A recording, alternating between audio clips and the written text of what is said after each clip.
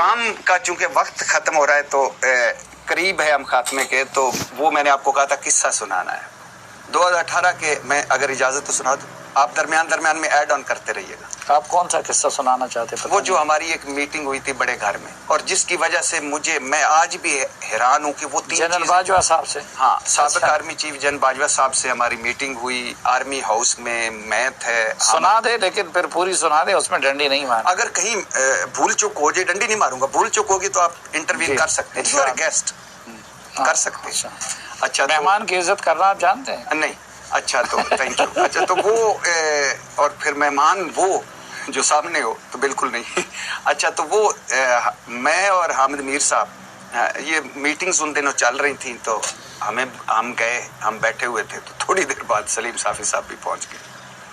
اچھا گفتگو ہوگی، یہ الیکشن سے 2018 کے الیکشن سے پہلے کی ہے. جو میں نے بات جس کے لیے سنانا ہے وہ اینڈ پہ بتاؤں گا. 2 ہفتے پہلے، ہاں 2 ہفتے، وہ چند دن پہلے کی بات ہے. تو وہ خیر گفتگو شروع ہو گئی. ہماری بڑی مزے کی گفتگو تھی. ہم نے سارے سوال جواب، یہ چائے کافی.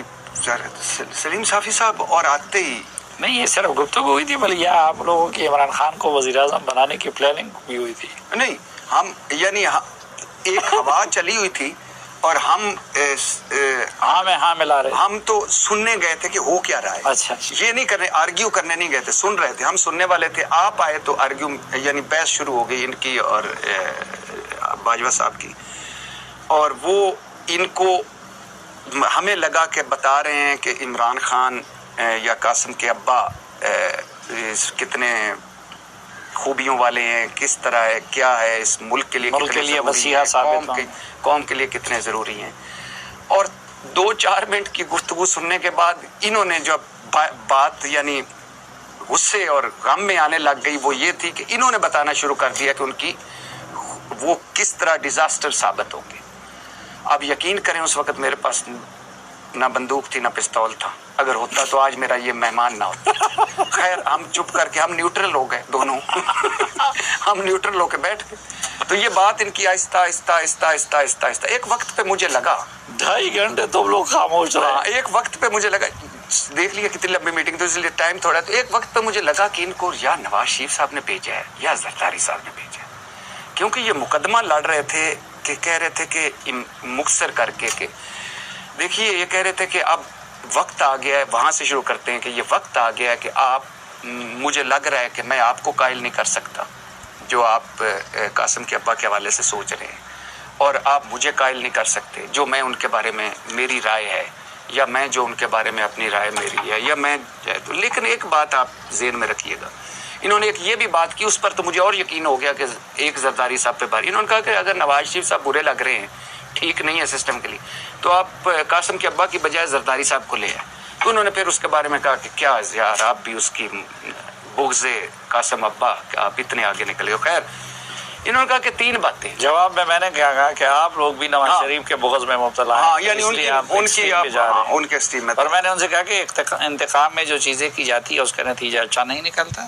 اور دوسرا، آپ کو یاد ہوگا کہ میں نے صرف نواز شریف اور زرداری کی وکالت نہیں کی، میں نے اسفندیار کی بھی کی کہ دیکھیں یہ ایکسٹریمسٹ تنظیموں کے مقابلے میں آپ کا سیفٹی وال ہے. میں نے اختر مینگل کی بھی کی. جی ساروں بلوچ ساروں کی جی ٹائم تھوڑا ہے. ساروں کی سوائے قاسم کے ابا کے ساروں کی. ہاں ان کو، اور اس کی ریزن میں نے یہ بتا دی کہ جو اپنے دوستوں کا اور اپنے اس کا وفادار نہیں ہو سکتا وہ ملک. جی بالکل. یہ کیونکہ آج میں کیا کروں، نہیں بات بتانی ہے تو پھر پوری بتایا کرے یا نہ بتایا کرے. ٹھیک بھائی، آپ یو آر اے گیسٹ، آواز کو آہستہ لو، کسی کے گھر آ کے اتنا اونچا بولتے ہیں. اچھا 3 باتیں انہوں نے کی اینڈ پہ کہ اگر آپ یہ تہیہ کر چکے ہیں یا یہ ہو ہی جائے گا کہ قاسم کے ابا آ جائیں گے، تو یہ انہوں نے کہا ایک مجھے یہ بتائیے گا کہ یہ اگر قاسم کے ابا وزیر اعظم بن گئے تو آپ اپنے دوست ملکوں خاص طور پر چین، سعودی عرب اور باقیوں کو ساتھ لے کے کیسے چلیں گے؟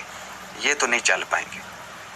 اس وقت الیکشن سے 2 ہفتے پہلے یہ بڑی ایک ڈیفرنٹ بات تھی میرے لیے، مجھے توقع ہی نہیں تھی. اس میں وہ بڑے ناراض ہو گئے کہ کیا کام ہے. انہوں نے کہا کہ یہ ہمارا ملک ہے، اس میں کوئی کسی کا کیا کردار ہو سکتا ہے، نمبر 1. دوسرا انہوں نے کہا کہ اگر وہ قاسم کے ابا آ گئے تو وہ آپ سے نواز شریف اور زرداری کے گناہ بخشوا دیں گے. اور اس وقت زرداری صاحب کہہ رہے ہیں کہ لیول پلینگ فیلڈ میں دوں گا، الیکشن میں کرواؤں گا.